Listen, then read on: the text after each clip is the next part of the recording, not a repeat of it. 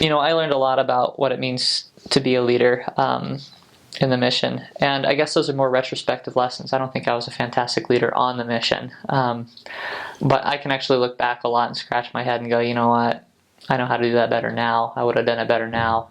But those experiences led me to understand those understandings now. I had a lot of really good leaders, and they were very mortal, but I did my best to follow them and their ideas and encourage them and support them. And some of the small things that they did that I observed them doing made a large impression on me. Maybe this isn't exactly the sort of body of information you want to be hearing about right before your mission, where it's like, we're about rules, we're going to follow all the rules. But I remember one time, my first zone leader, he became an assistant. He and I remained very, very close for the whole mission. But he told me about a phone call that President received while they were there, and it was on speakerphone. And this missionary was saying, "You know what? I can't do this anymore. I don't want to do this anymore. I want to go home." And President had been talking to them for a good 15 minutes. It wasn't the first conversation they'd had like that.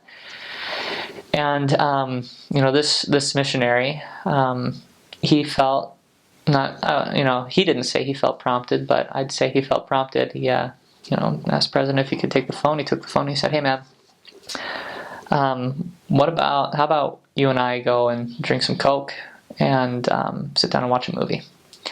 And, drinking Coke in the mission at that time was against the rules. It's not anymore. And watching a movie, of course, what a waste of time. You need to be baptizing people. Get out there, elder, But, and so President gave him a weird look, like, what are you doing? I didn't say you could do that, And this elder kept saying, no, seriously, if you're thinking about going home because you can't take it, why don't we just calm down for a second, and we can go do something. Maybe just walk around, find a member who has some video games. We'll sit down and play some video games for a while. And when I first heard this story, I was like, "What are you talking about? The assistant saying, like, let's go break the rules and slack off?" That makes no sense to me. But it's not the solution for leadership every time. When a missionary's having trouble in the mission, the solution isn't like, I slack off a little bit and you'll have more fun. But this missionary was going to go home. He didn't want to be there anymore. And what they ended up doing was they just went back to the apartment. They did drink Coke, and they didn't do anything else. They sat around and they talked for the whole day. And that missionary finished his 2 years. He went on a whole lot longer. He did some really important things. And I think about this elder who talked to him and went and sat down with this elder and wasted a day of work. He got to where he was because he was a very hardworking, very diligent, faithful missionary who kept all the rules and loved all the rules. And in that moment, for him to, in front of President, in front of his companion, I'm talking with this elder, like, you know what, let's stop everything for a day. Everything that I love, everything that I've done as hard as I could every day for my entire mission, I'm going to put all that off so I can help you,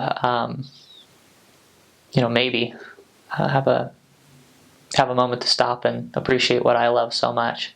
I didn't understand that at the time, what he was doing, and I don't think a lot of people understand exactly what he was doing, but I realized what he was doing some years after that he had told me that story.